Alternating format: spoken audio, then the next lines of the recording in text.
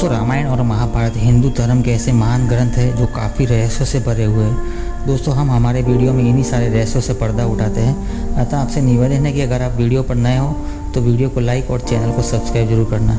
चलिए दोस्तों, आज की कहानी पर आते हैं। दोस्तों, भीम की शादी हिडम्बा से कैसे हुई? दोस्तों, हिडम्बा एक राक्षसी थी, लेकिन जब उसने भीम को जंगल में देखा तो हिडम्बा भीम पर मोहित हो गई। लेकिन हिडम्बा का भाई हिडम भीम को मारना चाहता था। ऐसे में भीम से शादी करने के लिए हिडम्बा ने अपने भाई हिडम से बगावत कर दी थी। अपने ही भाई हिडम को मरने के बाद हिडम्बा ने भीम से शादी की और कुंती से निवेदन किया था। तो कुंती ने हिडम्बा के सामने एक ऐसी शर्त रखी जो किसी भी लड़की के लिए मान पाना असंभव था। लेकिन हिडम्बा भीम के प्रेम में इतनी दीवानी हो चुकी थी कि उन्होंने कुंती की इस शर्त को मानकर और भीम से विवाह किया।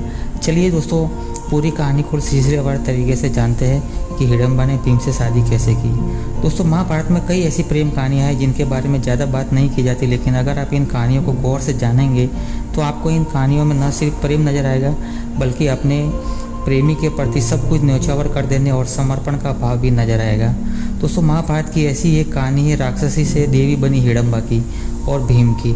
दोस्तों, हिडम्बा भीम पर इतनी मोहित हो गई थी कि उन्होंने भीम की रक्षा करने के लिए अपने भाई से बगावत कर दी। चलिए आगे की कहानी में बताते हैं कि हिडम्बा और भीम की प्रेम कहानी किस तरह से फली फूली और किस तरह से एक दूसरे से आपस में शादी की। दोस्तों, घटना उस समय की है जब पांडव अपनी माँ के साथ लाक्षागृह से बचने के बाद एक रात जंगल में वो लोग रात बिता रहे थे।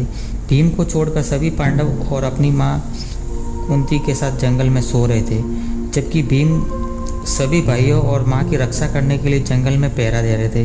जंगल में निवास कर रहे हिडम नाम के राक्षस को जब मानव मांस की गंध लगी तो उसने राक्षसी अपनी बहन हिडम्बा को पांडवों के ठिकाने पर भेजकर और उसका मांस लाने की आज्ञा दी। हिडम्बा उस जगह पर पहुंच गई जहां पांडव विश्राम कर रहे थे।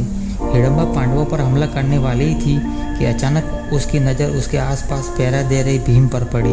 इतने हष्ट-पुष्ट और गठीले नौजवान को देखकर हिडम्बा भीम पर मोहित हो गई और हिडम्बा को भीम से पहली ही नज़र में प्यार हो गया। जब हिडम्बा के भाई हिडम ने देखा कि हिडम्बा में आने में बहुत देर होती जा रही है तो हिडम्बा का भाई हिडम जंगल में पहुंचा।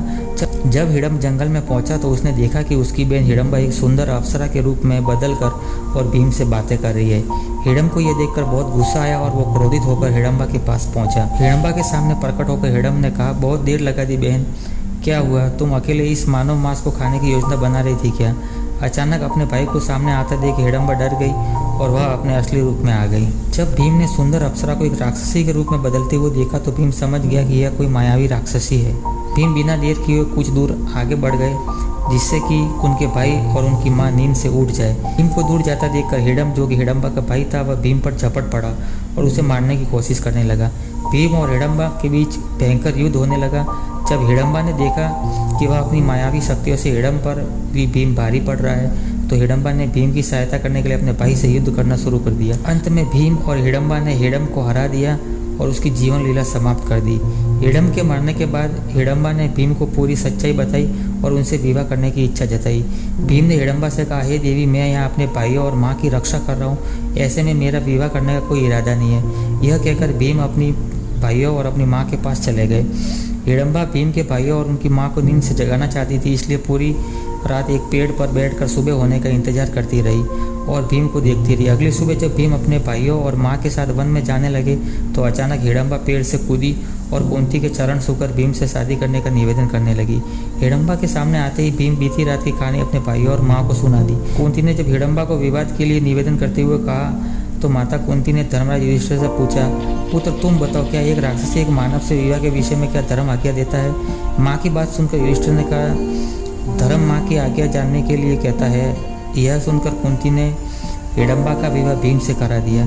हिडम्बा से भीम का विवाह करने से पहले कुंती ने हिडम्बा के सामने एक ऐसी शर्त रखी जिसे किसी भी लड़की के लिए मानना असंभव है। कुंती ने हिडम्बा के सामने एक शर्त रखी कि पूरी उम्र भीम हिडम्बा के साथ नहीं रह सकता क्योंकि पांडवों को अपना लक्ष्य पूरा करना है। कुंती ने कहा कि भीम केवल 1 वर्ष तक हिडम्बा के साथ रहेगा और इसके बाद अपना लक्ष्य पूरा करने के लिए भीम को अपने भाइयों के पास लौटना होगा। हिडम्बा भी भीम के इस प्रेम की दीवानी थी अतः कुंती की बात सहज ही स्वीकार कर ली। 1 वर्ष तक भीम हिडम्बा के साथ रहे और भीम हिडम्बा के प्रेम से एक बालक का जन्म हुआ जिसका नाम घटोत्कच था। शर्त के अनुसार जब हिडम्बा को एक पुत्र की प्राप्ति हुई तो वह पुत्र को लेकर हिडम्बा वापस अपने देश हिमाचल प्रदेश के मनाली में चली गई। और कुछ पौराणिक कथाओं की मान्यता के अनुसार हिडम्बा नागालैंड की रहने वाली थी, लेकिन जब उसने भीम से विवाह किया तो वह राक्षसी का प्रभाव समाप्त हुआ और हिडम्बा एक देवी बन गई। वर्तमान में हिमाचल प्रदेश के मनाली में हिडम्बा को देवी की तरह पूजा जाता है और मनाली में हिडम्बा का एक प्राचीन मंदिर भी है जहाँ देश विदेश से अन्य भक्तों को आने का तांता लगा रहता है। और दोस्तों घटोत्कच के बारे में तो आप जानते होंगे जो महाभारत में युद्ध में एक अपनी सर्वश्रेष्ठ भूमिका निभाता है। दोस्तों ये वही बालक था जो भीम और हिडम्बा के प्रेम के दौरान हुआ था।